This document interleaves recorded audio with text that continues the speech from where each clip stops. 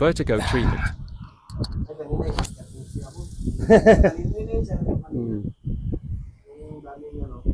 Higa mo lang siya. Yan. Tapos ito dito isa. Relax mo lang. Yan. Parang ihiga ko lang. Sabay mo lang. Yan. Yan. Tapos bagsak mo lang to. Relax lang. Yan. Yun. Meron nga. Oh.